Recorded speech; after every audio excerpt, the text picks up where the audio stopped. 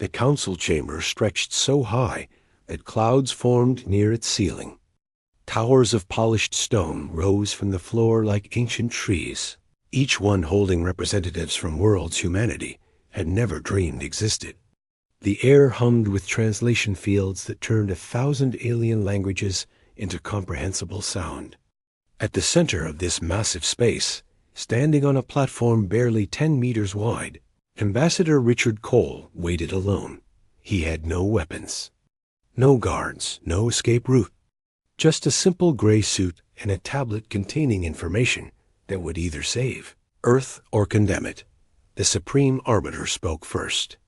Her species looked like living crystal formations, refracting light into rainbow patterns across the chamber walls.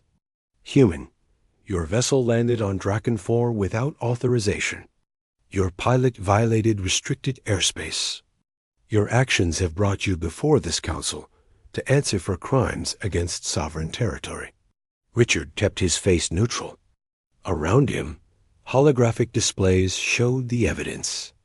A human military shuttle descending through atmosphere, landing coordinates in forbidden zones.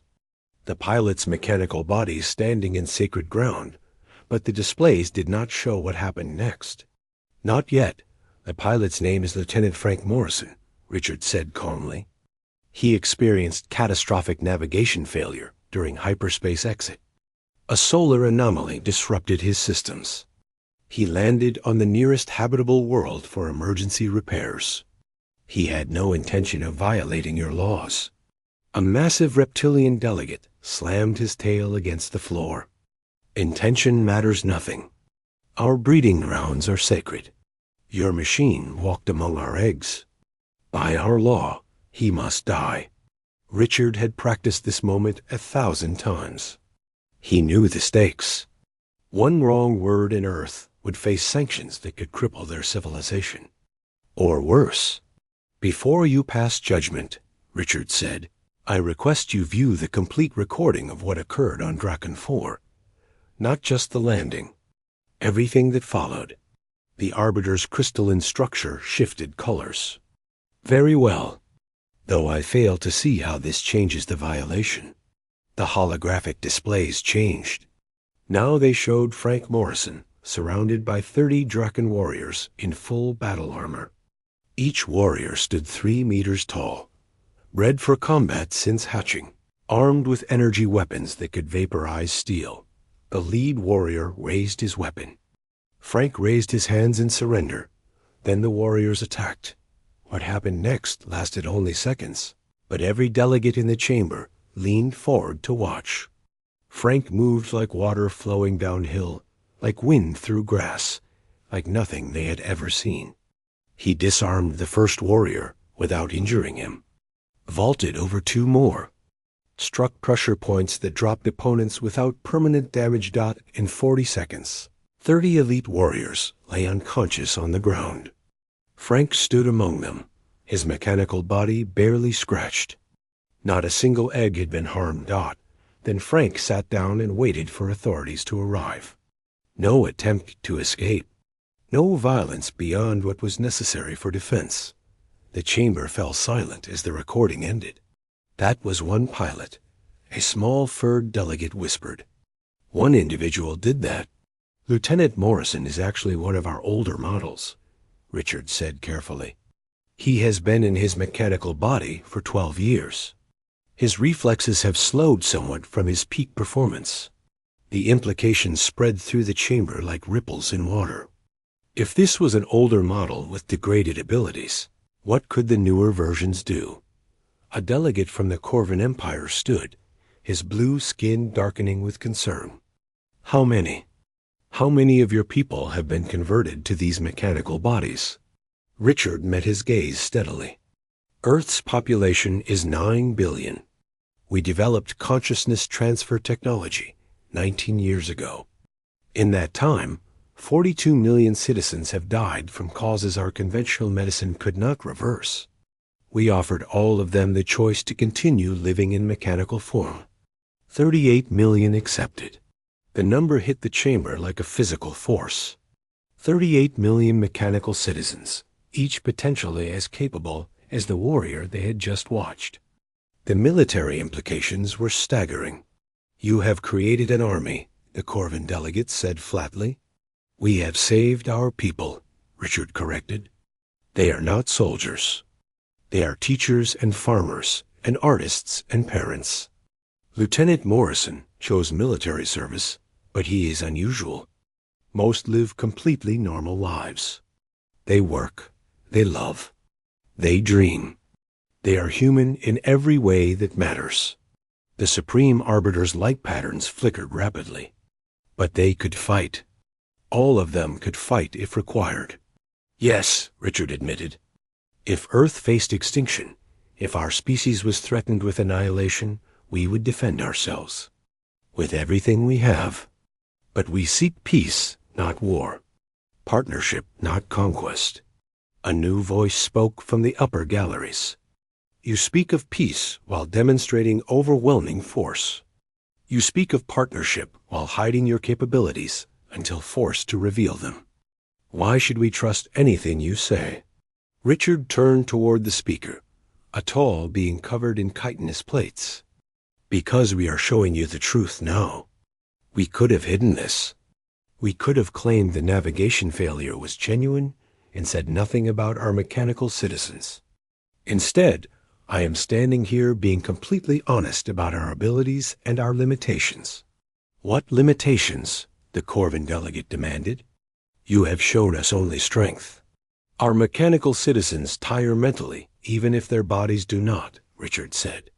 "They need rest, need downtime, need social connection to maintain psychological health. We learned early that consciousness transfer without ongoing emotional support leads to deterioration. They are enhanced physically, but not mentally. They make mistakes. They feel fear. They can be overwhelmed." He gestured to the displays. "Lieutenant Morrison defeated 30 warriors, yes. But he was terrified while doing it. His combat logs show elevated stress responses throughout the engagement. He succeeded because he was well-trained and desperate to survive, not because he is invincible." The Supreme Arbiter processed this information in silence. Then she spoke again. "The Draken delegation demands justice for the violation of sacred ground. Yet your pilot showed remarkable restraint. He could have used the eggs as hostages. He could have killed the warriors. He did neither." The massive Draken delegate shifted uncomfortably. "This is true. Our warriors live. Our eggs remain untouched. The machine showed honor when he could have shown cruelty." "Then I propose a different judgment," the Arbiter said. "Lieutenant Morrison will not face execution. The navigation failure appears genuine based on system logs we have examined. But Earth must face consequences for possessing technology of this magnitude without informing the Council during first contact protocols." Richard had expected this. "What consequences?" "Full disclosure. Complete transparency about your mechanical citizens, their capabilities, their numbers, and your future development plans. Regular inspections by Council observers. And restricted access to certain regions of space until we can properly assess the security implications." It could have been worse. Much worse. Richard knew that sanctions could have included quarantine, forced technology sharing, even military occupation. "Earth accepts these terms," he said. "We will provide full transparency. We welcome Council observers. We will respect restricted zones. All we ask in return is that our mechanical citizens be recognized as people, not weapons. They have rights. They have dignity. They deserve the same protections under galactic law as any biological being." The chamber erupted in debate. Some delegates argued that machines could not have rights. Others pointed out that the mechanical citizens were still human consciousness, just housed differently. The argument raged for hours. Finally, the Supreme Arbiter raised her crystalline appendages for silence. "The Council will deliberate on this matter separately. But for now, Earth's immediate crisis is resolved. Lieutenant Morrison is free to return home. Ambassador Cole, you will remain at our headquarters while we formalize the new protocols." Richard bowed slightly. "Thank you, Supreme Arbiter. I believe this is the beginning of a productive relationship between Earth and the Council." As the session adjourned, delegates clustered in small groups, voices rising in heated discussion. Richard noticed several of them looking at him with new expressions. Not fear, exactly. Not quite respect either. Something more complex, Dot. They had thought Earth was weak, primitive, barely worthy of notice. Now they knew better. Humanity possessed technology that could change the balance of power in the galaxy. And they had revealed it voluntarily, gambling that honesty would serve them better than deception. Whether that gamble would pay off remained to be seen. But Richard felt cautiously optimistic as he followed a guide toward the diplomatic quarters. Earth had survived its first real test in galactic politics. They had shown strength without aggression, capability without threat. Now came the harder part, proving they could be trusted with that power, proving that humanity's mechanical citizens were not the harbingers of a new age of warfare, but simply people trying to live their lives in different bodies. The galaxy was watching, judging, deciding whether to embrace humanity or contain them. Richard just hoped. Earth was ready for what came next. Inspection team arrived at Earth's lunar station 3. Days after the council session. They came expecting resistance, suspicion, maybe even hostility from a species forced to reveal its secrets. Instead, Ambassador Richard Cole greeted them with fresh coffee and unrestricted access to everything they wanted to see. "Welcome to Luna Base," Richard said, gesturing toward observation windows that showed Earth hanging brilliant and blue against the black. "We have prepared complete files on our consciousness transfer procedures, manufacturing facilities, and citizen records. Ask any question. We will answer honestly." The inspection team consisted of 4 members. Commander Brath, a massive Corvan warrior whose species had conquered 12 systems through military might. Dr. Lin, a delicate being made of interwoven energy strands who specialized in neural science. Observer Quinn, whose crystalline body could record and analyze data at incredible speeds. And Security Officer Turk from Draken 4, chosen specifically because of the incident with Lieutenant Morrison. "Your cooperation is noted," Commander Brath said, his voice rumbling through translation fields. "But understand that we are here to determine if your mechanical citizens pose a threat to galactic stability. We will be thorough." "We expect nothing less," Richard replied. Dr. Lin floated forward, energy strands pulsing with curiosity. "The consciousness transfer process interests me most. How do you preserve human awareness during the transition without degradation?" Richard nodded to a technician who activated wall displays showing detailed medical schematics. "We mapped the entire neural structure at quantum levels. Every synapse, every connection, every pattern of electrical and chemical activity. The process takes 20 hours. Then we recreate that exact structure inside the mechanical frame's neural matrix. But the biological body dies," Dr. Lin observed. "In our experiments millennia ago, transferred consciousness always deteriorated within weeks. Identity fragmentation, madness, complete psychological collapse. We solved that problem," Richard said. "The key was understanding that consciousness is not just information storage. It is the dynamic process of information interacting with itself and the environment. Our mechanical frames simulate the neurochemical feedback loops that create emotional experience." A new person entered the room. She moved with natural grace, despite obviously mechanical construction. Synthetic skin over titanium skeleton. Joints articulated with visible precision. But her smile seemed genuinely warm. "I am Dr. Lisa Grant," she said. "Neurologist.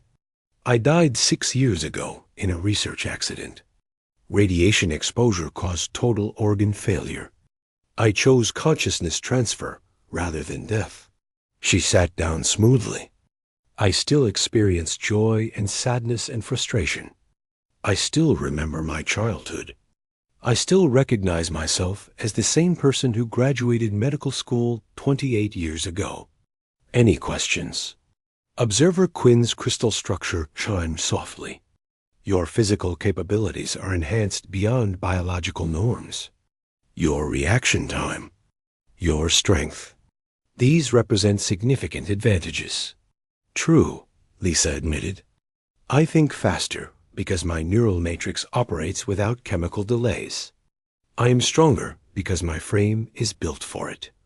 But I still make mistakes. I still forget appointments. I still get angry when stuck in traffic. The enhancement is physical, not cognitive. But cognitive enhancement is possible," Commander Brath said. It was not a question. Richard stepped in smoothly.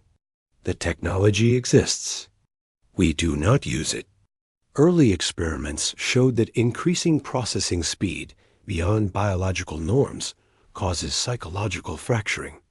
People need to remain recognizably themselves, or they lose coherent identity." "How convenient," Brath growled. "You expect us to believe you have voluntarily restrained yourselves from becoming superintelligent." "Come with me," Lisa said, standing. "I will show you our medical facilities.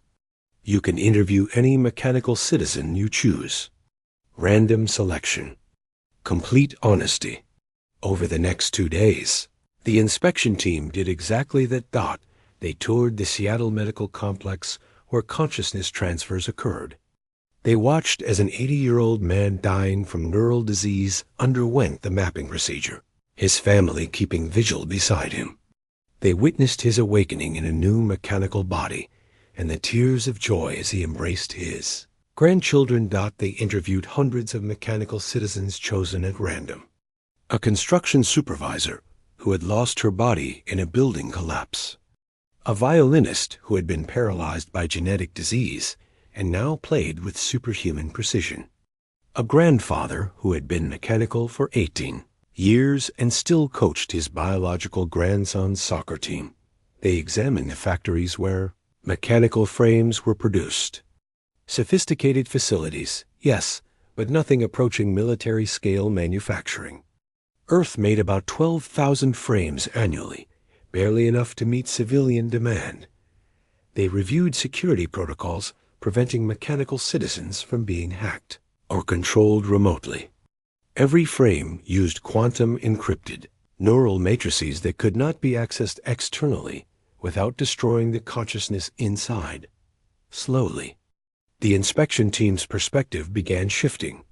On the 3rd day, Security Officer Turk found Richard in the observation lounge, watching Earth rotate below. "I must apologize," the dragon said without preamble. "When Lieutenant Morrison defeated our warriors, I thought him a weapon, a dangerous machine. But I have spent days talking with your people. They are not weapons. They are simply people." Richard nodded. "Thank you for seeing that. But I still have concerns," Turk continued, settling his massive frame into a reinforced chair. "Lieutenant Morrison's combat abilities were extraordinary. That was not just training." "No," Richard agreed. "Frank Morrison died during combat. His biological body was exposed to vacuum when his ship breached. In the moments before brain death, he experienced combat in its rawest form. When we transferred his consciousness, those neural patterns came with him. His mechanical body simply removes the limitations flesh imposed. His mind operates at the same speed. But now his body can match his thoughts. All of your mechanical citizens have this potential," Turk said slowly. "Theoretically, yes. Practically, very few would use it. Lisa Grant is an exceptional surgeon because her hands never shake and never tire. But she has never thrown a punch in her life." Richard turned to face Turk directly. "These are civilians. Yes, if Earth was invaded, if extinction threatened us, they would fight. And they would be formidable. But they do not want to fight. They want to live. Yet you have military applications, Commander Brath said from the doorway. The Corvin had been listening. Do not insult our intelligence by denying it. Richard met his gaze steadily. We have 14,000 military personnel in mechanical frames, out of 38 million mechanical citizens total. They volunteer for service and follow the same rules of engagement as any soldier.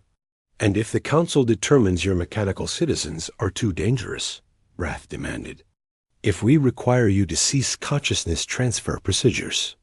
The temperature seemed to drop. Richard's voice remained calm, but something hard entered his eyes. Then we would refuse, and we would withdraw from the Council. We will not abandon our people to death when we can save them. That is not negotiable. You would risk war, Brath said. We would defend our sovereignty, Richard corrected. But it will not come to that. Because you are intelligent enough to realize that conflict with humanity would be costly. Not because we want war, but because we are very good at survival. Brath's skin darkened, a stress response. He had seen the combat assessments. 38 million mechanical citizens, each with enhanced physical capabilities. If even 1% chose to fight, that meant 380,000 soldiers who never tired, never broke, never stopped. There is something else, Dr. Lin said. Energy strands coalescing near the window. Something you have not told us. Your technological progress was too rapid. You made breakthroughs in 5 years that should have required centuries. How? Richard was quiet for a long moment. Then he smiled sadly. You are right. We had help. He gestured to the displays. May I show you something classified? I need Council authorization. Observer Quinn chimed, consulting with the Council through quantum communication. After 30 seconds, authorization granted. Richard pulled up new files. The screens filled with images of a starship, unlike anything in Council databases. Organic construction. Hull covered in crystallized neural tissue. Clearly alien, but from no known species. 51 years ago, Richard said quietly, this ship entered our solar system. It was dying. The species that built it had been fleeing something. War, plague, we never learned which. They sent out seed ships, trying to preserve their knowledge. This one reached Earth. The team stared at the images in silence. The ship's biological computer still functioned when we found it. It contained their entire scientific database, including consciousness preservation technology, far more advanced than anything we had developed. They had been doing it for millennia. You stole it, Brath said flatly. We inherited it, Richard corrected. The ship's final transmission, which took us foe. Your years to translate was clear. To whoever finds this, use our knowledge, survive, remember us. They gave us this gift deliberately. Dr. Lin pulsed rapidly. The Council must know about this. An entire species worth of technology is mostly useless to you, Richard said. Their biology was radically different from any known species. We could only adapt about 4% of their database. Consciousness transfer technology. Some medical procedures. A few engineering principles. The rest was incompatible. You should have reported this during first contact, Observer Quinn chimed. We reported finding a derelict alien vessel with corrupted data, which was true. We simply did not mention how much we recovered. Richard shrugged. Earth was new to galactic politics. We were frightened. We did not know how the Council would react to us possessing alien technology. So we stayed quiet. And now, Brath demanded. Now I am telling you because you need to understand. Our mechanical citizens exist because another species facing extinction chose to give their knowledge to strangers. We honor that gift by using it to save lives. Not build weapons. not conquer territory. To save lives, the inspection team exchanged glances. "We must report this to the full council," Quinn said finally.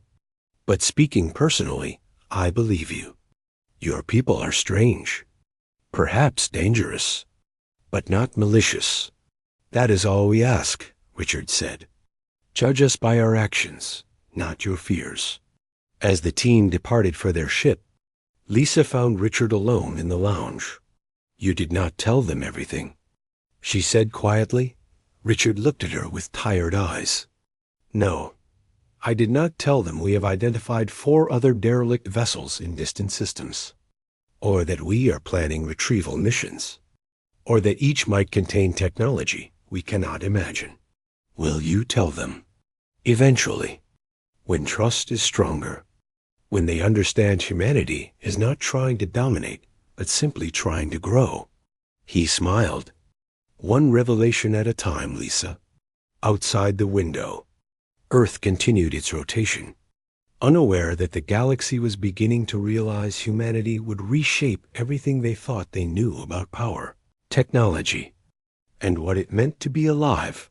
The Council emergency session convened 12 hours after the inspection team submitted their report. The chamber held not 3,000 observers, but 40,000. Representatives summoned from across the galaxy to address what some called the human question. Ambassador Richard Cole stood at the center again, but now he had company. Beside him stood Dr. Lisa Grant, still obviously mechanical, and 4 other mechanical citizens representing humanity's diversity. A farmer, a teacher, an artist, an emergency medic, and Lieutenant Frank Morrison himself, his mechanical frame repaired and gleaming. The Supreme Arbiter's crystalline form glowed with barely contained energy. "Ambassador Cole, the inspection report has caused considerable concern among council members. Some demand immediate sanctions. Others want technology sharing requirements. Still others call for Earth's quarantine until we properly assess the implications." "And what do you want?" "Supreme Arbiter," Richard asked calmly. "Truth, all of it." The Arbiter's light intensified. "We know about the alien seed ship. We know about your mechanical citizens. But the inspection team noted anomalies. Production facilities sized for greater output than you claim. Research installations with classified sections. Energy consumption suggesting projects beyond what you disclosed." Richard had expected this.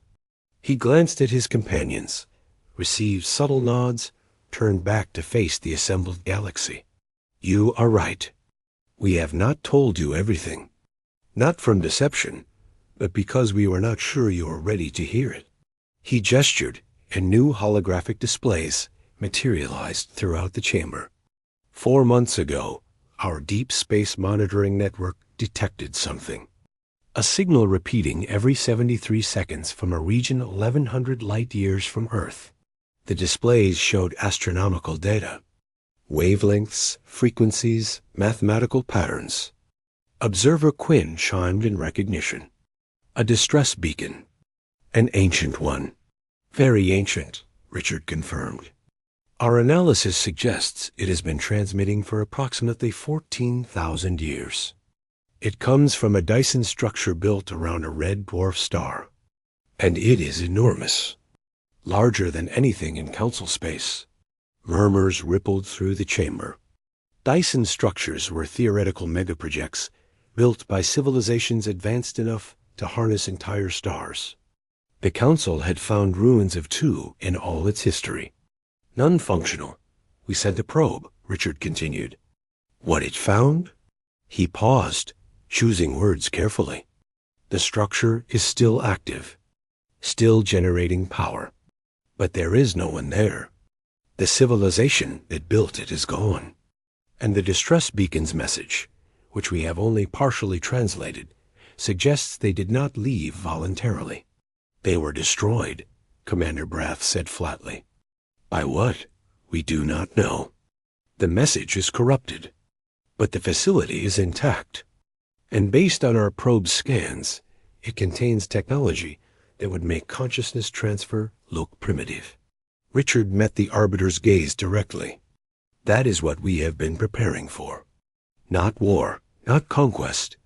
Exploration of that facility.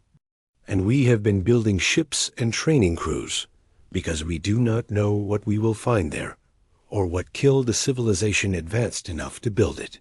The chamber erupted. 40,000 voices in 40,000 languages, demanding answers, expressing fear, claiming rights to the discovery. A Draken ambassador slammed both forelegs against his platform, silencing the chaos through sheer force. You found a potentially galaxy-changing discovery and said nothing. You prepared an expedition without council oversight. This is exactly the unilateral action we feared. We were going to inform the council, Richard said, his voice cutting through noise. But we wanted to wait until we knew what we were dealing with. If the facility is dangerous, if whatever destroyed its builders remains active, we did not want to spark panic. How noble, came a new voice dripping with sarcasm. A figure emerged from upper galleries. A Vexil representative, one of the species the council had sterilized centuries ago for military aggression. Tell me, Ambassador, once you explore this facility alone, will you share what you find? Or will you keep it secret like you kept your alien ship and your mechanical army? They are not an army, Frank Morrison spoke, his mechanical voice ringing clear. We are citizens. We wake up every morning worried about the same things everyone worries about. Bills, relationships, what to cook for dinner. Stop treating us like weapons just because we can fight if necessary. But you are weapons, the Vexil representative hissed. Enhanced bodies. Extended lifespans. Perfect coordination. You are what my species tried to become before the council crushed us. And now they will crush you too. Enough, the Arbiter commanded. Representative Nash, return to your gallery. The crystalline form turned back to Richard. However, his point stands. Ambassador, you must see how this appears. A species barely 50 years in council space, suddenly possessing revolutionary technology, preparing secret expeditions, hiding the true extent of capabilities. Can you understand our concern? I can, Richard admitted. But can you understand ours? We are surrounded by species with thousands of years of star travel. Every first contact we make is with people who see us as children at best, threats at worst. We must protect ourselves. We must prepare for dangers you might not take seriously because we are too young to be trusted with them. Like the danger that destroyed the Dyson civilization, Dr. Lin asked, energy strands pulsing with concern. Exactly, Richard said. Whatever killed them had to be incredibly powerful. And the fact that their distress beacon has broadcast for 14,000 years with no response suggests either no one found it or no one who found it survived you. Report. The chamber fell silent at that implication. Finally, a Corvin counselor spoke. You intend to investigate regardless of our decision. Richard nodded. The facility is in unclaimed space beyond council jurisdiction. We have every right to explore it, but we would prefer to do so with council cooperation. Share discoveries. Work together. Is that not what the council is supposed to represent? It is supposed to represent order, Wrath said, preventing exactly the destabilization your species represents. One wrong move could trigger a new arms race. Every species scrambling to match your capabilities. That is how the sector wars started. Or, Lisa interjected, we could trigger a new age of cooperation. Every species working together to understand what we find. Sharing knowledge instead of hoarding it. She looked around the vast chamber. Is that not a better future than everyone retreating to separate corners? Idealistic words from a mechanical construct, the Vexil representative sneered. How do we know you are even capable of human emotion anymore? How do we know your entire species has not been subverted by alien technology? Frank Morrison took 3 steps forward. Every guard tensed, hands moving toward weapons. But Frank simply knelt, lowering himself to floor level, vulnerable. "When I died the first time," he said quietly, "I was terrified. Not of death itself, but of leaving my daughter alone. She was 17. Her mother was already gone. I was all she had." His optical sensor dimmed slightly. "When they offered me transfer, I took it because I could not bear abandoning her. And when I woke in this body, the first thing I felt was relief, because I could still be her father." He looked up at the Vexel representative. "She is 36 now, married, 3 children. I walked her down the aisle at her wedding. I hold my grandchildren in these metal arms, and they do not care that I am different. They just know I love them." His voice hardened. "So do not dare tell me I am not human. Do not dare tell me I am not capable of emotion. I have felt more love, more fear, more hope in this mechanical body than you have probably felt in your entire biological life." The silence that followed was absolute. Finally, the Arbiter spoke, light pulsing in a pattern that might have been respect. "Point made, Lieutenant. Your humanity is not in question." They turned to address the full council. "We have a decision to make. Do we attempt to control humanity through sentience? Do we partner with them, exploring the Dyson facility? Or do we risk driving them away by treating them as threats?" "I propose an alternative," said a new voice. High Commander Vex of Kronos, a species known for territorial expansion, floated forward on a repulsor platform. His scaled features twisted in what might have been a smile. "We test them. Before we trust Earth with the Dyson facility, we send them on a mission. A difficult one. See how they handle real danger, real moral choices. If they succeed and prove their intentions are honest, we grant them full council backing for the expedition. If they fail," he shrugged, "then we know they are not ready." Richard's eyes narrowed. "What kind of test?" "There is a research station in the Krell sector," Vex said. "Abandoned 2 years ago, when scientists there stopped responding to communications. The station was studying exotic particles, potentially dangerous if mishandled. We sent 3 recovery teams. None returned. Whatever is in that station has killed 28 council operatives." "And you want us to retrieve the research," Richard said flatly. "I want you to go in and discover what happened. Recover data, if possible. But more importantly, show us how humanity handles crisis. Do you protect your people at all costs? Do you take reckless risks? Do you cooperate with allied species?" Vex's smile widened. "And let us make it interesting. You can take 4 of your mechanical citizens. We will send 4 of our best operatives from different species. Work together. Survive together. Show us you are worthy of trust." The trap was obvious. Put humanity in a deadly situation with council observers watching every move. But refusing would confirm the council's suspicions. Richard looked at his companions. Frank nodded fractionally. Lisa's expression showed determination. The others displayed various degrees of resolve. "Agreed," Richard said. "But we choose our own team members. And we get full access to all previous mission logs. If we are going blind, we need to know what we face." "Acceptable," the Arbiter said before Vex could object. "When can you deploy?" "Give us 48 hours to prepare and review mission data," Richard replied. "We will meet your team at designated coordinates."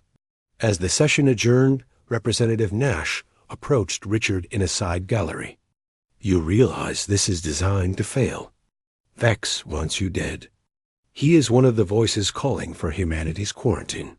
Whatever killed those council operatives will kill you too, and then he will use your failure as proof you are not capable of operating in council space." "I know," Richard said calmly, "but we have no choice. If we refuse, we prove we are afraid. If we succeed, he smiled grimly, then we prove we are exactly as capable as we claim. And if you die, then Earth will know the Council cannot be trusted, and they will proceed without Council approval. Richard turned to face the Vexil directly. Your species was sterilized for military aggression. Ours will not be, because if the Council tries to destroy us, they will discover exactly how dangerous 38 million mechanical citizens can be when fighting for survival. Nash's eyes widened. That sounds like a threat. It is a statement of fact. We do not want war, but we will not accept subjugation either. Richard walked away, his team following. 48 hours, Nash. Let us see what the Council's test really looks like. As they departed, neither Richard nor Nash noticed Observer Quinn watching from a shadowed alcove. Crystalline structure pulsing with information being transmitted across light years to unknown recipients. The game had far more players than either humanity or the Council. Realized Dot, and in the depths of the Krell sector, the abandoned research station waited in silence, its corridors dark, its systems dead, and something vast and hungry stirring in the exotic particles that had been studied there. The test was about to begin. The research station designated, Krell 9 hung in empty space like a tomb. Its hull, once bright titanium alloy, had turned the color of old bone. Whole sections had gone dark, power systems dead, or deliberately shut down. And around it, barely visible, except as distortions against stars, exotic particles drifted in clouds, the remains of experiments that should never have been attempted. The Joint Human Council team approached in a reinforced transport designed for hostile environments. Inside, 8 individuals checked equipment with the focus of people who knew they might not return. The human contingent consisted of Lieutenant Frank Morrison, Dr. Lisa Grant, and 2 civilians who had volunteered despite danger. Jack Chun, a mining engineer who had lost his body in a tunnel collapse. Maya Torres, a search and rescue specialist who had died pulling survivors from a chemical fire. The Council team was equally capable. Commander Brath himself, proving commitment by leading from the front. Dr. Lin, whose energy-based form could analyze exotic particles safely. Sentry KO, a Paxis soldier whose cybernetic enhancements predated humanity's by centuries.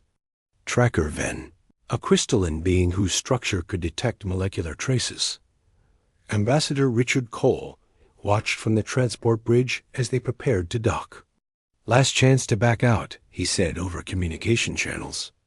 No shame in it. Frank's mechanical voice came back clear and resolute. We are committed, Ambassador. Let us see what the Council's test really looks like. The docking collar connected with a hollow clang that resonated through the transport. Atmospheric readings came back showing oxygen present, but contaminated with unknown particles. Temperature 15 degrees below human comfort range. Gravity functioning at 60% standard dot, and radiation readings that made Lisa's sensors flare warnings. We are getting exotic particle saturation through the entire structure.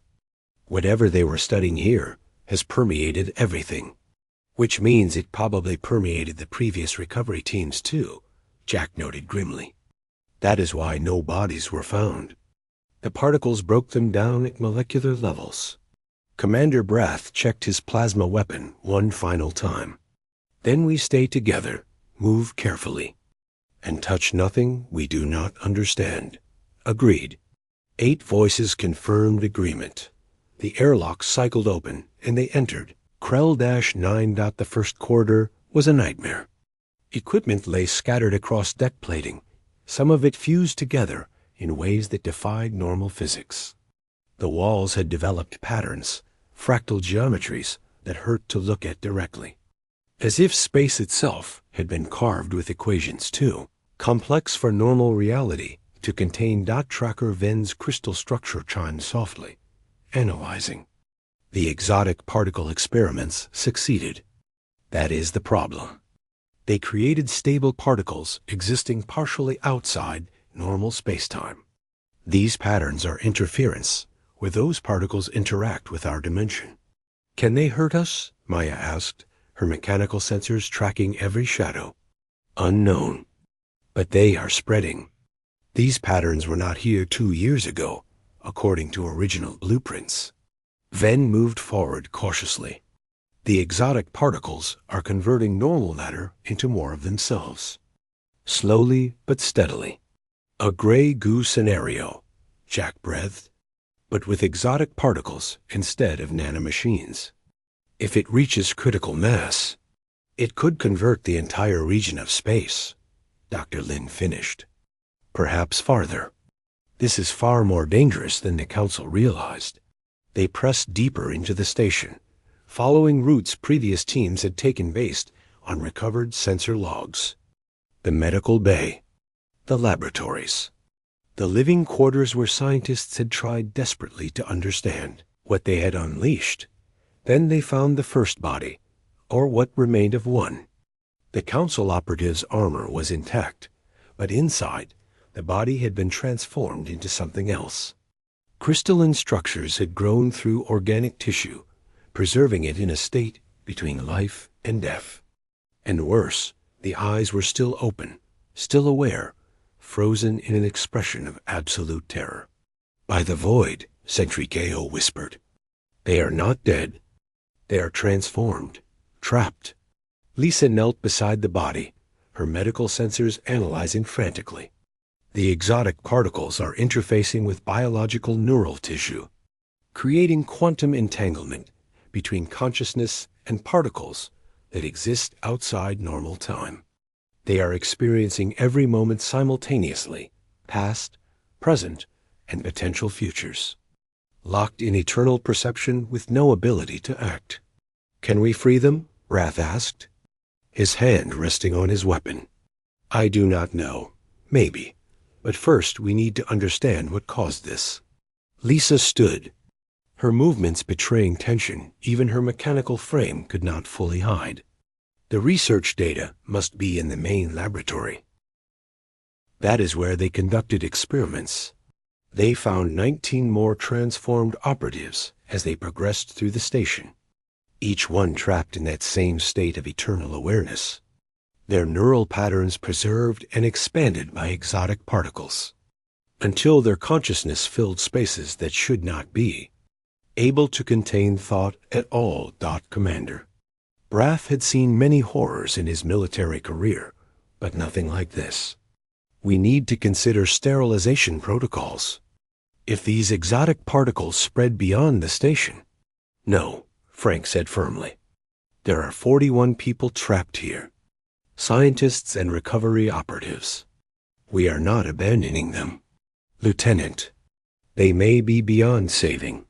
Then we confirm that before we blow them into atoms. Frank's optical sensor fixed on Brath. That is the difference between us, Commander. You see a tactical problem. We see people who need help. Brath's skin darkened, frustration perhaps, or grudging respect. Fine. But if the situation becomes untenable, I am calling for containment. Clear. Clear, Frank agreed. The main laboratory was a cathedral of broken science. Equipment that had cost fortunes lay shattered. Containment fields flickered erratically. And in the center, floating in a suspension of exotic particles that shimmered with colors existing outside normal spectrum, was the source of everything. It looked like a sphere, but Jack's engineering sensors told a different story.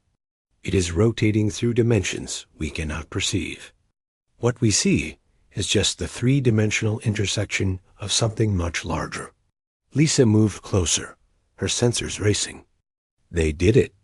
They created a stable pocket of altered spacetime. This sphere is a doorway to somewhere else, someplace where physical laws are different. And they lost control of it, Dr. Lin observed. The exotic particles leaked out, transformed their colleagues, and have been slowly converting the station ever since. Can we shut it down? Maya asked. Jack studied readings for a long moment. Maybe, but it would require entering the sphere's influence field. And that means exposing ourselves to the same transformation that trapped everyone else. Unless, Lisa said slowly, we use mechanical bodies. Our consciousness is already housed in quantum matrices. The exotic particles might not be able to transform us the same way they do biological tissue. Commander Brath turned to stare at her. You would volunteer for that, knowing it might trap you like the others. We all would, Frank said, gesturing to the 4 mechanical humans. That is why we came. Not because we think we are better than biological beings, but because our different nature might let us handle situations you cannot. This is insane, Sentry Ko said flatly. You barely understand the technology. The risk is acceptable, Jack finished, because if we do not try, you will destroy the station and everyone in it. This is the only chance they have. The council team exchanged glances. Finally, Tracker Van spoke. This is why High Commander Vex sent you here. Not just to test your capabilities, but to see if you would sacrifice yourselves for others, including people who are not human. Of course we would, Lisa said, sounding almost offended. Why would we not? Because most species would not, Dr. Lin said quietly. Most would calculate risk versus reward, decide it was not worth it. The fact that you did not even hesitate, ... Their energy form pulsed with what might have been admiration. Frank stepped toward the sphere. Then let us do this before our better judgment kicks in. Jack, you understand the physics best. You go in first with a tether. Try to access control systems. The rest of us will provide support and pull you out if something goes wrong. They spent 15 minutes preparing. Tether cables secured to structural beams. Backup power systems ready to inject energy if the field collapsed. Every sensor focused on monitoring what happened to Jack's quantum matrix as he approached the sphere. Then he stepped into the exotic particle field. For a moment, nothing happened. Then Jack's entire frame lit up with light that came from no physical source. His optical sensors flickered through spectrums that should not exist. And when he spoke, his voice came through channels that were not part of his communication suite. I can see it. All of it, every moment, every possibility. The sphere is showing me ... He paused, struggling to find words. It is showing me the universe as it really is. Not 3 dimensions plus time, but something vastly more complex. And I understand now why the scientists lost control. Jack, focus, Lisa said urgently. Can you access shutdown protocols? Yes, but there is a problem. Jack's form moved through exotic particles, approaching what looked like a control panel existing partially in normal space.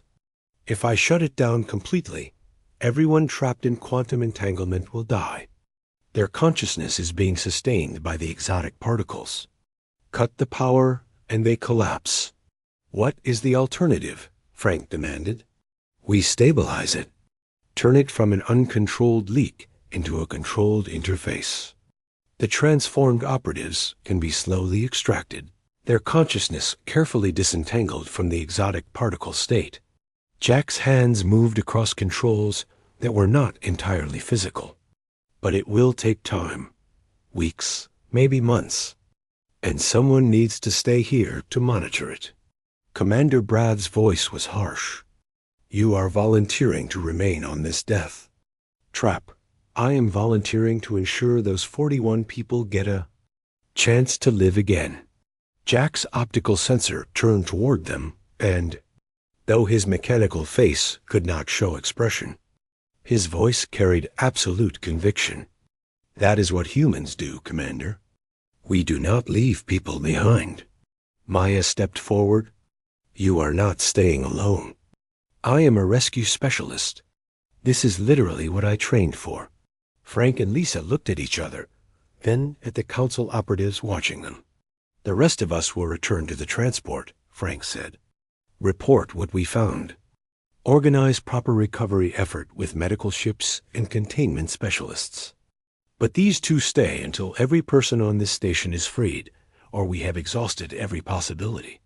Sentry Ko shook her head slowly. You are all insane. Brave, honorable, but insane. Welcome to humanity, Lisa said with a smile that did not reach her eyes. We specialize in it. Over the next 3 hours, Jack worked with the exotic particle interface, slowly bringing the runaway reaction under control.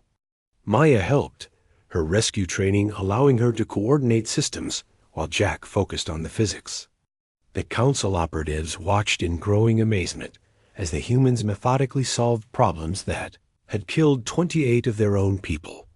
When the exotic particle field finally stabilized, contained within precisely controlled parameters, Jack transmitted final control codes to the team preparing to evacuate. The first transformed operative should be ready for extraction in approximately 5 days, he reported. We established a gradient that will slowly separate their consciousness from exotic particle entanglement. It will be painful but survivable.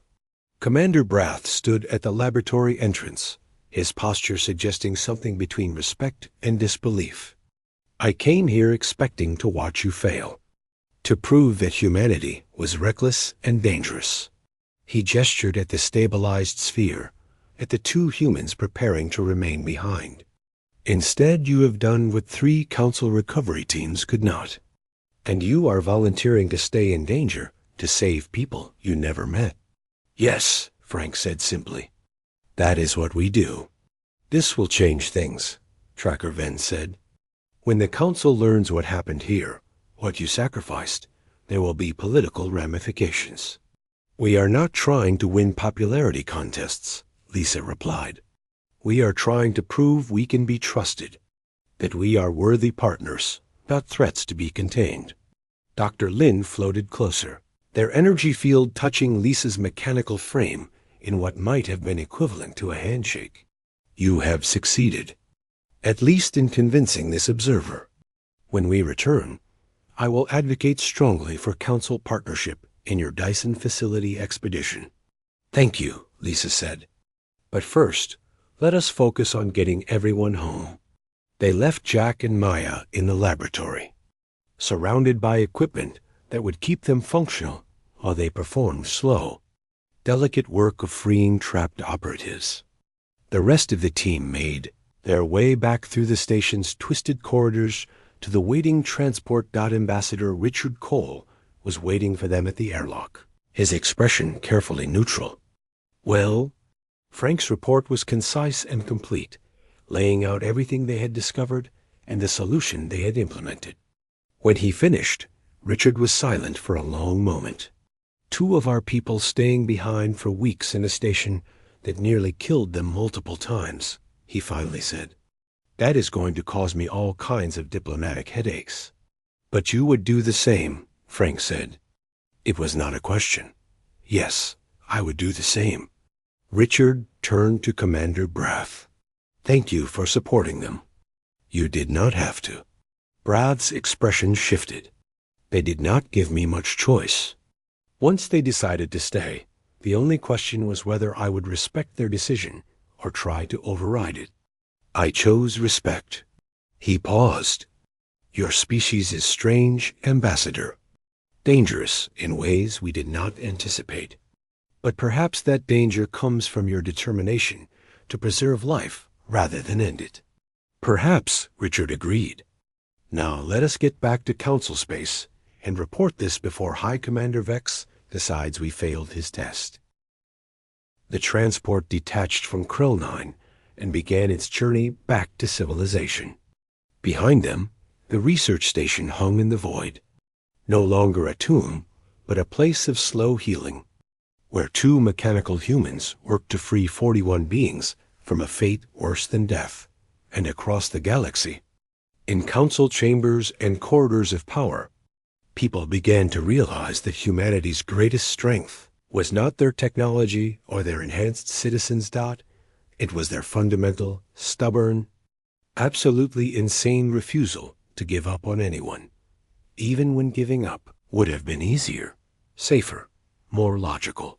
That was what made them dangerous. And that was what made them valuable. 4 weeks had passed since the Krell 9 mission. In that time, 32 of the 41 trapped operatives had been successfully extracted from their exotic particle entanglement. 9 remained, their consciousness so deeply woven into the quantum substrate that Jack and Maya needed additional time to safely separate them. But the political landscape had shifted dramatically. Council chamber was packed again, but the atmosphere was different. Where before there had been suspicion and fear, now there was intense debate between factions.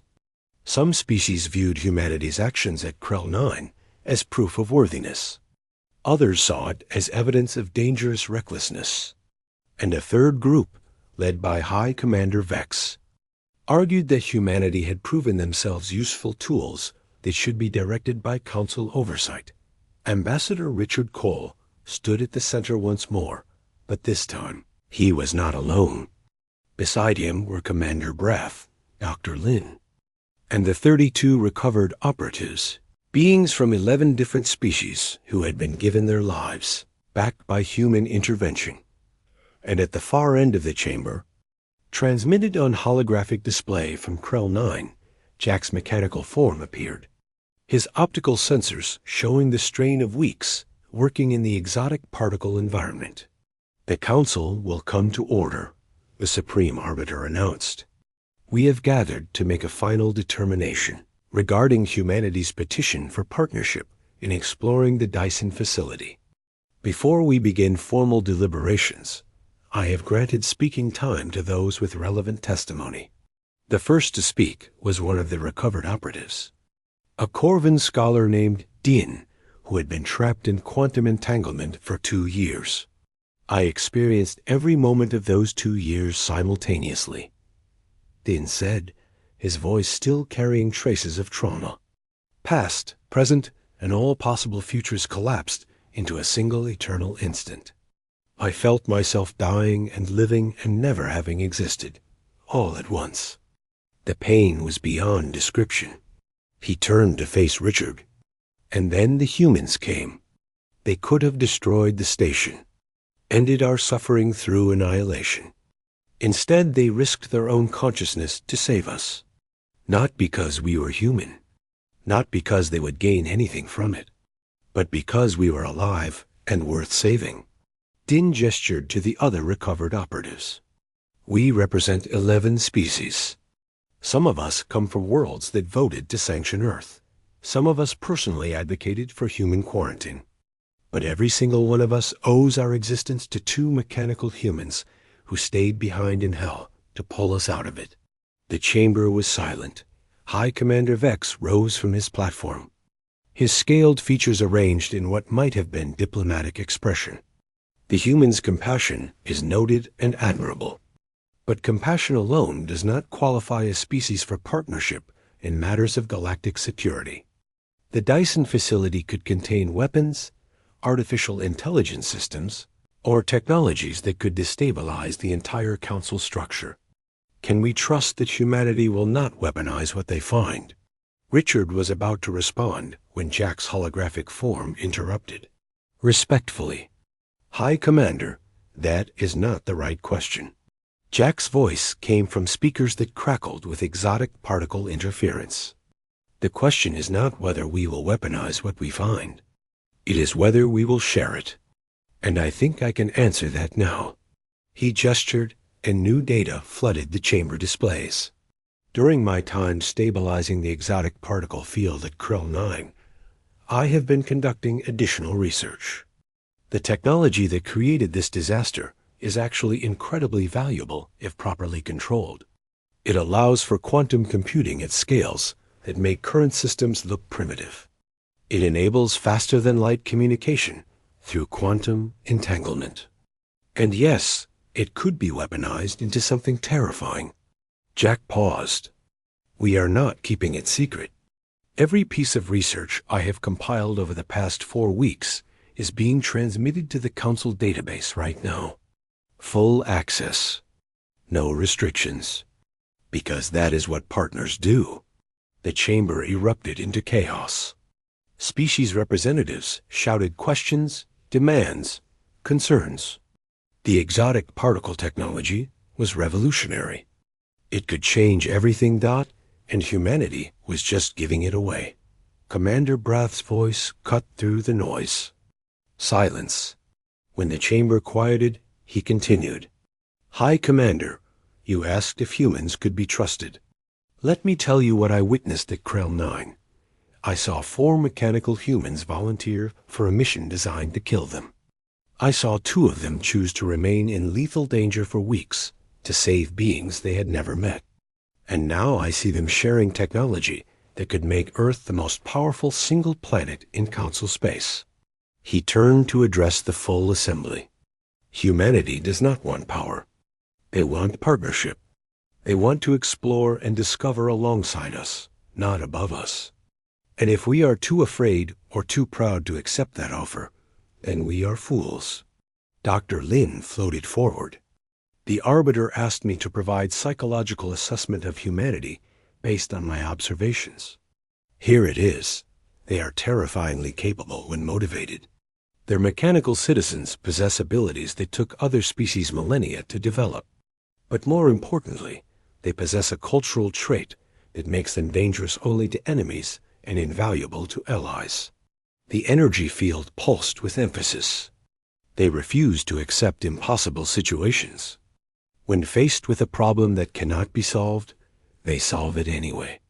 When told someone cannot be saved, they save them anyway. This stubbornness, this refusal to acknowledge limitations, is their greatest strength and greatest weakness. It makes them unpredictable, but it also makes them exactly the kind of species we need exploring that Dyson facility. The Arbiter's crystalline form stabilized into a pattern that might have been decision-making. The Council has heard testimony from multiple sources. We have reviewed the evidence of humanity's actions. Now we must vote on 3 propositions. First, whether to grant humanity full partnership status in Council affairs. Second, whether to authorize a joint expedition to the Dyson facility.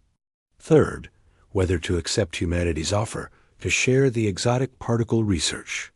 I propose a 4th measure, said a Draken counselor, her scales gleaming under chamber lights. That we formally apologize to humanity for our initial suspicion and fear. They came to us seeking partnership.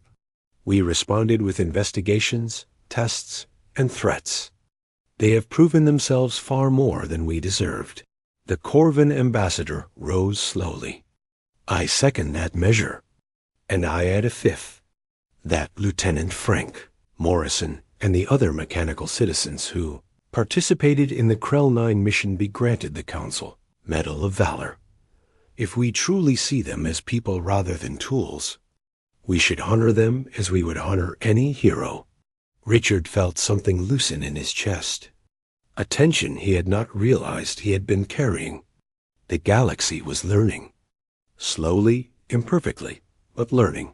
The vote took 2 hours. Representatives from 2,000 species each cast their position. Some voted against everything, clinging to fear and tradition. But the majority voted. Yes, humanity was granted full partnership status. The Dyson expedition was authorized. The exotic particle research was accepted with gratitude. The apology was issued formally. And 4 mechanical humans would receive honors typically reserved for biological heroes. When the results were announced, Richard allowed himself a small smile. Thank you, honored representatives. Earth accepts the Council's partnership and looks forward to working alongside you in exploring the unknown. But, he added, his voice taking on an edge, we need to be clear about something. This partnership is based on mutual respect. We will not be junior members who take orders. We will not be treated as children who need supervision. We are equals or this does not work. Agreed, the Arbiter said immediately. The expedition to the Dyson facility will be jointly commanded by Council and human representatives. All discoveries will be shared equally. All decisions will be made collectively. When do we leave? Dr. Lin asked, their energy field pulsing with what might have been excitement. Richard consulted his data tablet. Our deep space vessel, the Pioneer, is already en route to rendezvous coordinates. We selected a crew of 180, 40 mechanical citizens, 40 biological humans, and space for 100 council representatives from various species. We want this to be genuinely collaborative. 180 individuals to explore a Dyson structure, High Commander Vex said. That seems optimistic. It is a research mission, not a military operation, Richard replied. Though we will be prepared for danger. Whatever killed the facility's builders might still be active. Tracker Ven's crystal structure chimed thoughtfully. I have been analyzing the distors. Signal more closely. The pattern suggests not a single catastrophic event, but a gradual decline. Perhaps they were not destroyed by an external force. Perhaps they destroyed themselves. Or transformed themselves, Jack said from Krell 9. Like what happened here, but on a civilization-wide scale. If they were experimenting with exotic particles or similar technologies at the scale required to build a Dyson structure, who knows what they might have become? The implications hung heavy in the chamber. A civilization advanced enough to harness a star, brought down by its own discoveries. It was a warning as much as a mystery. All the more reason to approach carefully, Richard said. With multiple species working together, we will have different perspectives, different expertise. Better chance of understanding what we find before we accidentally repeat their mistakes. The session was winding down when a Paxis mediator spoke up. Ambassador Cole, there is one more thing the Council should know. During the Krell 9 mission, I observed your team carefully, and I noticed something about their responses to crisis. Frank's mechanical form straightened. What about them? You fought when necessary, but showed mercy, restraint, even when facing what you thought were threats. You took every action to minimize harm. The mediator's cybernetic eyes focused on Frank. That is not just training. That is philosophy. Where does it come from? Frank was quiet for a moment. Then he gestured, and a new image appeared on the displays. Earth, blue and green and beautiful, hanging in darkness. I died once, he said simply. Experienced the terror of losing everything. When they gave me this second chance, I promised myself I would never take anyone else's chance away unless I had absolutely no choice. And I am not unique. Most of our mechanical citizens feel the same way. We have all faced mortality. We all understand how precious existence is. He looked around the chamber. That is why we will be good partners in exploring the Dyson facility. Because we are not going there for weapons or power. We are going there to understand, to learn, to maybe save whatever remains of the civilization that built it, if anything remains to be saved. And if we find danger, Vex pressed, if whatever killed them tries to kill us, then we will fight, Frank said evenly. But we will fight to protect, not to conquer. There is a difference. The Arbiter's crystalline form expanded, a sign of finality. Then the matter is settled. The joint expedition departs in 10 days. May fortune favor us all, and may we find answers instead of just more questions. As the session formally concluded, representatives began approaching the recovered operatives, expressing gratitude, asking questions about their experience.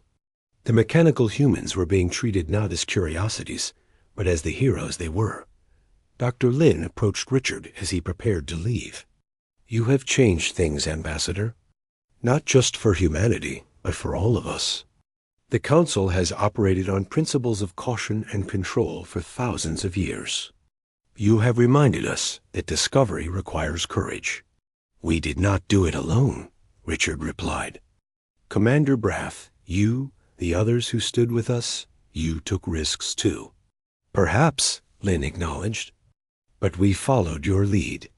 That is significant. Their energy field pulsed thoughtfully. What do you think we will find at the Dyson facility? Richard gazed at the chamber ceiling, where a holographic display showed the distant red dwarf and the megastructure surrounding it. Honestly, I do not know. Maybe technology that will revolutionize everything. Maybe horrors we cannot imagine. Maybe just ruins and silence. And you are still going. Of course. Richard smiled. Because humans are curious. We see a mystery and we have to know. Even if it is dangerous. Especially if it is dangerous. That is what makes us human. That is what makes you terrifying, Lynn said, but their tone was almost affectionate. I will see you at the Pioneer, Ambassador. I am volunteering for the expedition. Glad to have you, Richard said, genuinely as he walked through corridors toward his transport. Richard reflected on how far they had come. 4 weeks ago, humanity had been on trial. Now they were partners in the greatest expedition the galaxy had ever attempted. But he could not shake a feeling of unease. The Dyson facility had been abandoned for 14,000 years. Whatever had gone wrong, there had gone catastrophically wrong. And they were about to dive directly into it. His communicator chimed. It was Dr. Lisa Grant, still aboard the transport. Ambassador, we are receiving final crew manifests for the Pioneer. Some of the species representatives are surprising. How so? High Commander Vex is coming personally, along with 10 of his most elite guards. Richard felt his jaw tighten. He still does not trust us. Can you blame him? We are about to explore technology that could remake civilization. Of course, he wants eyes on it. Lisa paused. But there is something else. The Vexel representative Nash, the one who warned us about Vex, has also requested a position on the expedition.